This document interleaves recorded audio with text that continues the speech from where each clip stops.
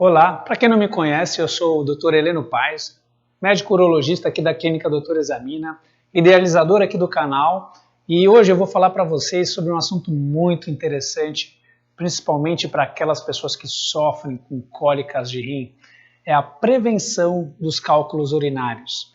Antes de seguir nesse vídeo, deixe seu like e já se inscreva-se no canal, porque assim como esse vídeo, a gente vai trazer muitos outros com muito conteúdo, muita informação relevante para você se atualizar, para você se prevenir e cuidar bem da sua saúde.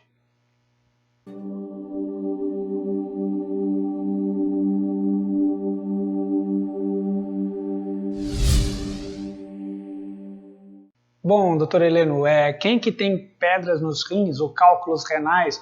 Cara, praticamente a população tem.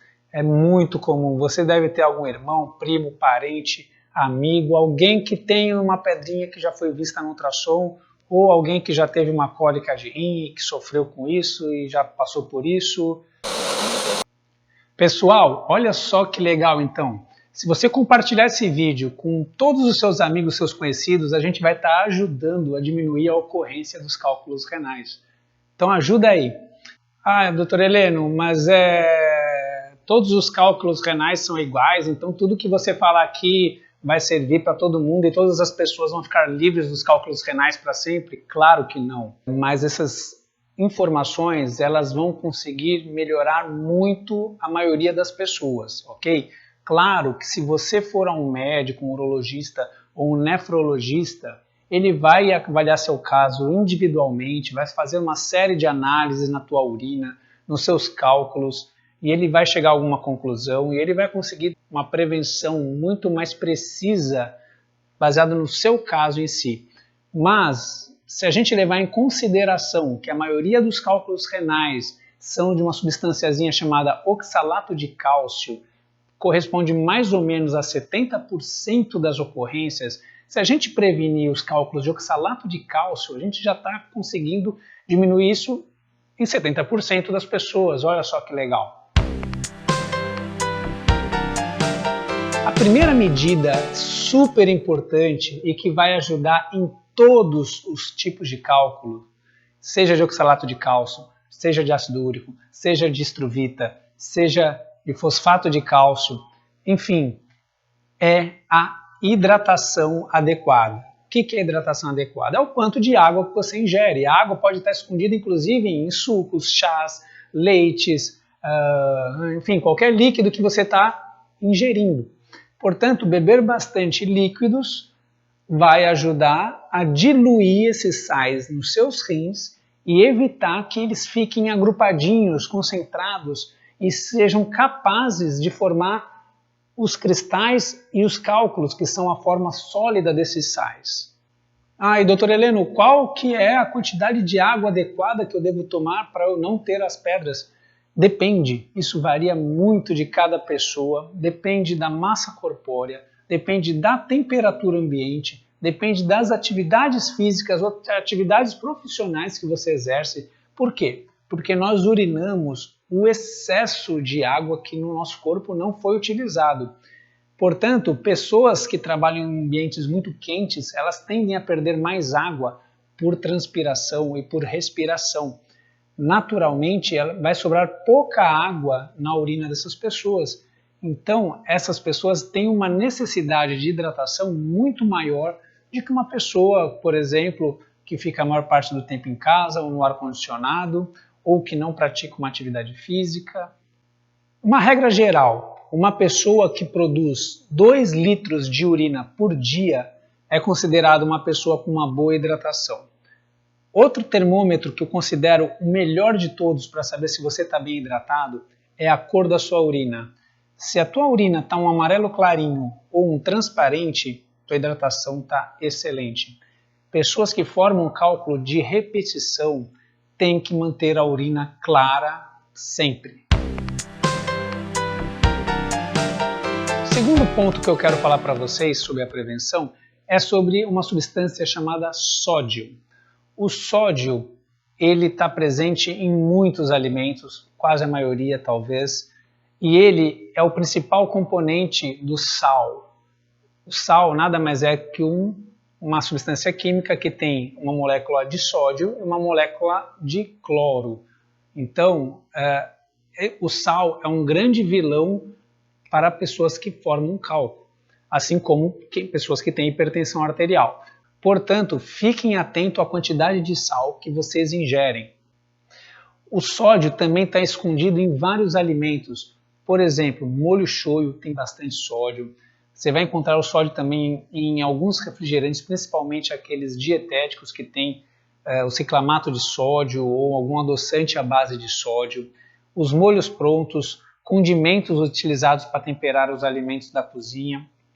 Enfim, hoje em dia tem tabelas nutricionais em muitos alimentos, em muitos produtos no supermercado, que você consegue ir lá ver direitinho a quantidade de sódio que você está comprando naquele alimento, naquela substância que você vai ingerir, ok?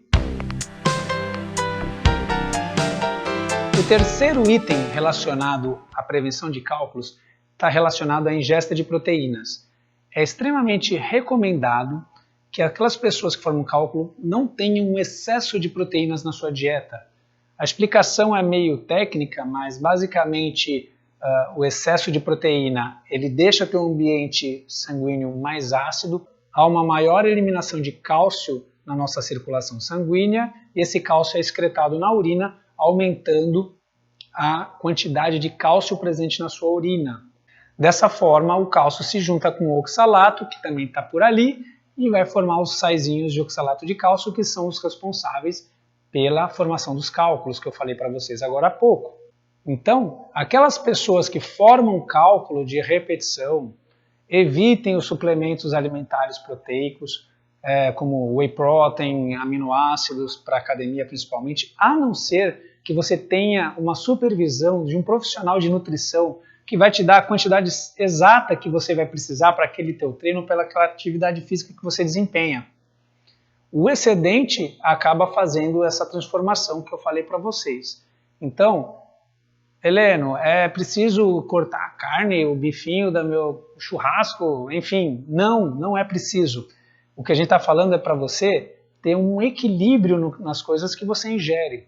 Continue comendo o seu bife no seu almoço, o seu peixe, a sua ave, enfim, mas junto com uma porção de carboidrato, um arroz, um feijão, sua salada, aquela velha dica do prato colorido que sempre funciona. Uma outra coisa muito legal sobre prevenção de cálculos é o aumento da ingesta de citrato. O citrato é uma substância que é presente nas frutas cítricas. Ele ajuda na mudança da solubilidade dos sais dentro da tua urina. Quanto mais citrato, mais solúvel ficam esses sais, quer dizer, eles ficam mais diluídos na sua urina e, portanto, eles não precipitam na forma sólida, que é uma condição importante para formar as pedras. Então, procurem ter o hábito de ingerir frutas cítricas. Recomendo aos meus pacientes que ingiram um copo de suco de limão todos os dias. Adotem as frutas cítricas como um papel, uma ferramenta para auxiliar vocês na prevenção disso. Para quem ficou no vídeo até agora, eu reservei duas coisinhas muito legais que fazem parte também da prevenção dos cálculos. São coisas que as pessoas divulgam como verdades, mas são falsas crenças, que a ciência já provou em estudos que são mentiras e que não têm efeito, às vezes até efeito deletério.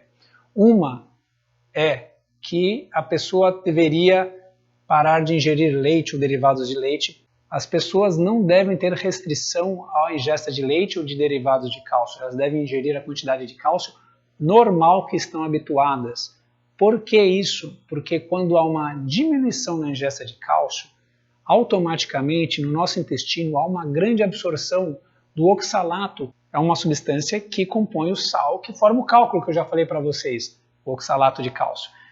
Com o aumento da absorção intestinal do oxalato, vai haver uma maior excreção desse sal na urina e, consequentemente, isso vai favorecer a formação dos cálculos de oxalato de cálcio. Então, restrição de cálcio na dieta é um mito. Não deve ser feito, a pessoa deve ingerir a quantidade de cálcio normal, portanto, continue tomando o seu leite, o seu queijo sem problemas. Um outro mito que também é divulgado pelas pessoas é que a ingesta de refrigerantes aumentaria a incidência de cálculos. Isso não é uma verdade completa. Como eu falei para vocês, o vilão nessa história é o sódio.